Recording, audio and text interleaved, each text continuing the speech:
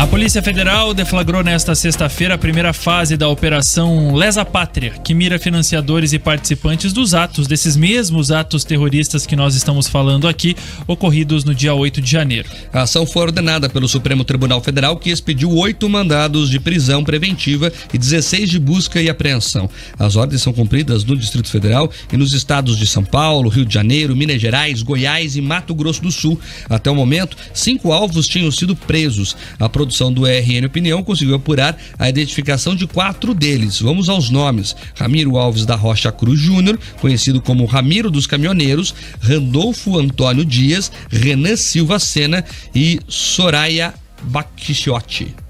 Um dos alvos, Raif Gibran Filho, estava em casa quando os policiais chegaram, mas fugiu pela janela da residência e não foi mais encontrado. Essas pessoas são investigadas pelos seguintes crimes: abolição violenta do Estado Democrático de Direito, golpe de Estado, dano qualificado, associação criminosa, incitação ao crime, destruição e deterioração ou inutilização de bem especialmente protegido. Segundo a PF, as investigações continuam e as autoridades pedem para que, caso alguém tenha informações sobre essas pessoas que participaram dos atos, encaminhe a identificação para o e-mail da PF, que é o denuncia8janeiro@pf.gov.br. Denúncia 8 janeiro, 8 em numeral, @pf.gov.br.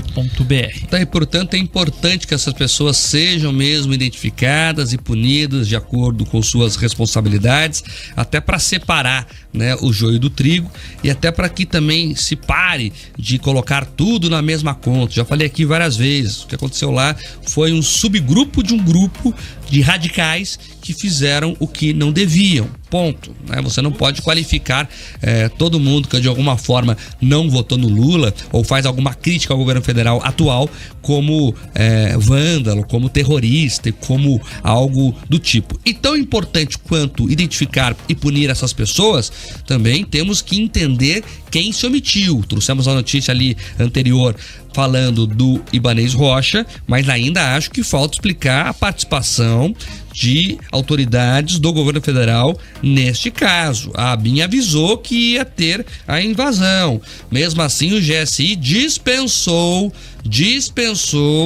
seguranças lá que deveriam estar atuando no domingo. Então isso está mal explicado até agora. E eu não entendo por que o Lula não quer CPI. Ora, se o PT é o maior interessado em descobrir o que realmente aconteceu, nós precisamos, né, que todos os instrumentos de investigação sejam utilizados.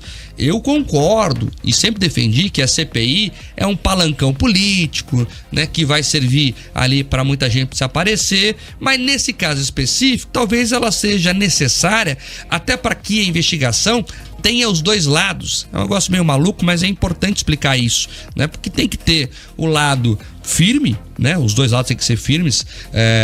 O lado firme do governo federal, do PT, que vai querer inclusive controlar a CPI, mas também da oposição, que faz ali questionamentos importantes do porquê que os órgãos de segurança federais não estavam alertas quando foram alertados, né? Nós temos que entender tudo.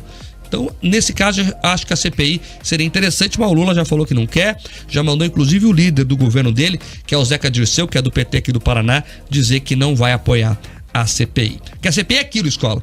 Todo mundo sabe como começa, mas ninguém sabe como termina, né? Ela tem uma vida própria, né? Ela vai descobrindo coisas, ela vai ganhando a sociedade, ela vai esquentando o clima e o PT não quer esse risco.